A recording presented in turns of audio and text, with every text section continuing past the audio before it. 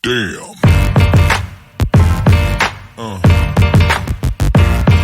Yeah.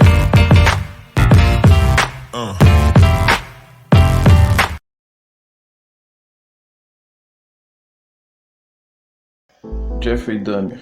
Esse nome ficou extremamente popular depois de ganhar uma série que estourou nesse ano. A série, baseada na vida real de Dahmer, conta sua vida pessoal de bastante polêmicas e crimes.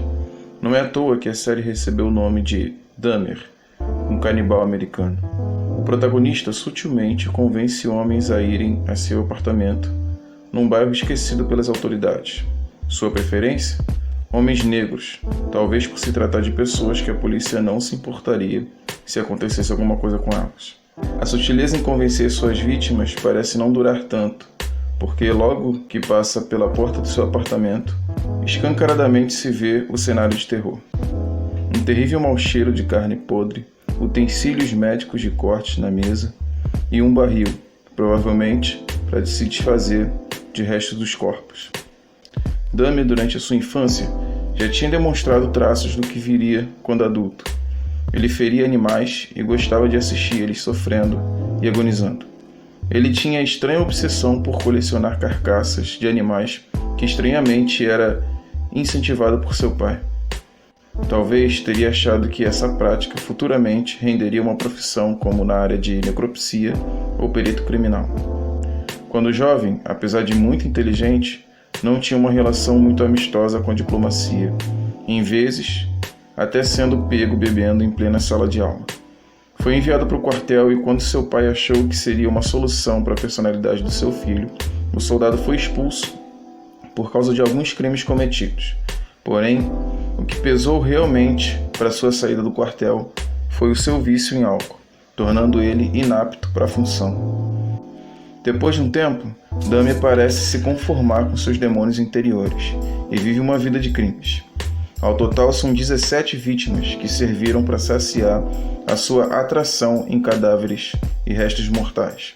Seu maior desejo era transformar as vítimas vivas em zumbis, jogando ácido no cérebro por meio de um buraco que ele mesmo fazia. A experiência zumbi tinha o objetivo de ter domínio total sobre as vítimas, para que o serial killer fizesse o que ele quisesse com elas. Tudo isso já é o bastante para inspirar o subtítulo da série, Monstro, a história de Jeffrey Dahmer. O objetivo desse vídeo não é fazer uma análise psicológica, já que não sou profissional da área, mas vamos fazer uma análise bíblica sobre o assunto. Uma vez, João Calvino, um importante e influente teólogo do século XVI, disse: "Tudo que você vê de bom em mim é Cristo, e tudo que você vê de mal sou eu mesmo." Um outro teólogo, mas agora do século XIX, chamado Charles Spurgeon, disse: "Quando falarem mal de você, não fique chateado, pois você é muito pior do que eles pensam." Esse assunto, depois de sistematizado, foi chamado de depravação total.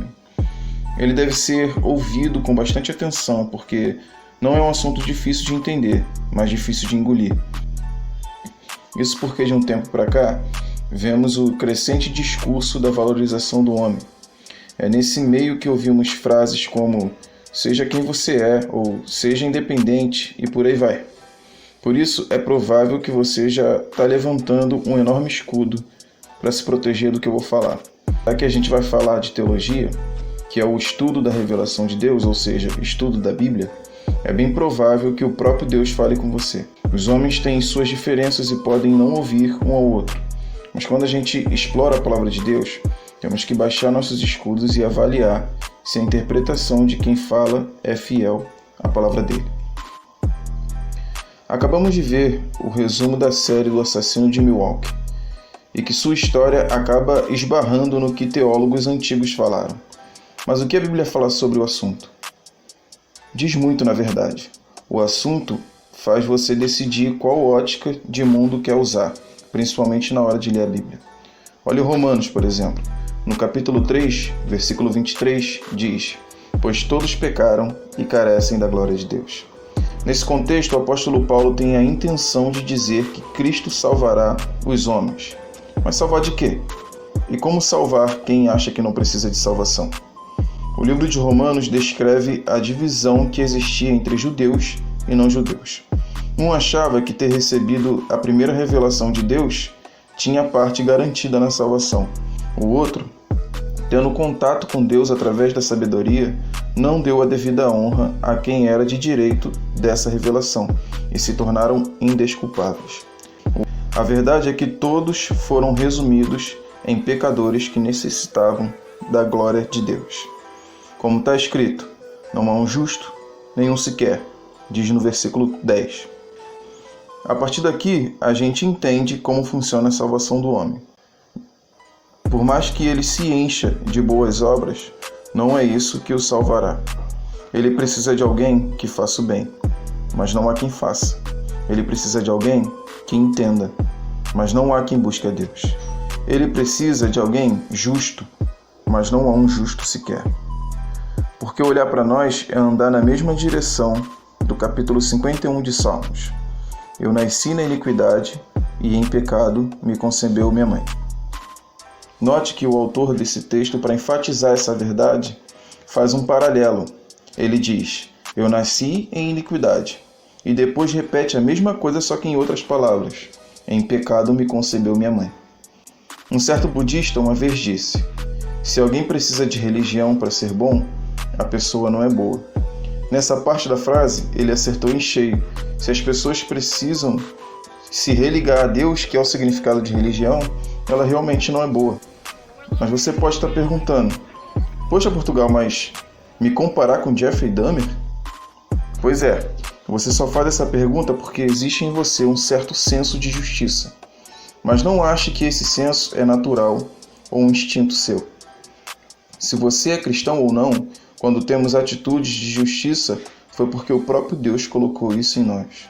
Como está escrito, porque Ele faz nascer o seu sol sobre maus e bons, e vir chuvas sobre justos e injustos. Por isso que sobre Jeffrey é válido toda a justiça, e dizer que todos somos maus não isentaria Dahmer de seus crimes. O nosso maior exemplo disso na Bíblia seria o ladrão da cruz. Quem fosse crucificado significaria que ele cometeu os piores crimes. O réu condenado à crucificação era açoitado com chicotes de várias pontas, e nessas pontas tinham pregos e pedaços de ossos. Após ser pendurado na cruz, o condenado agonizava até morrer de asfixia.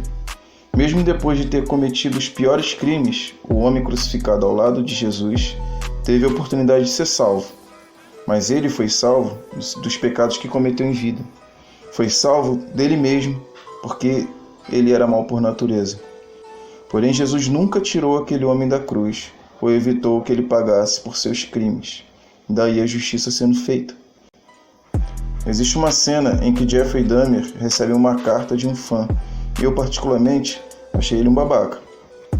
Mas parece que a série quer mostrar que você acabou virando um daqueles fãs que Dahmer tinha recebido. E não é diferente fora dos bastidores da série. Quando a gente bate de frente com comentários sobre a série nas redes sociais, dá pra ver que realmente Dahmer ganhou fãs.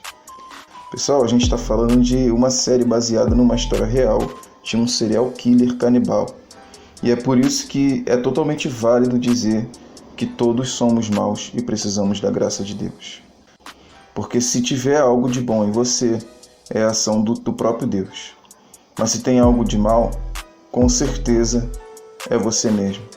Portanto, será que por natureza todos somos como Jeffrey Dahmer?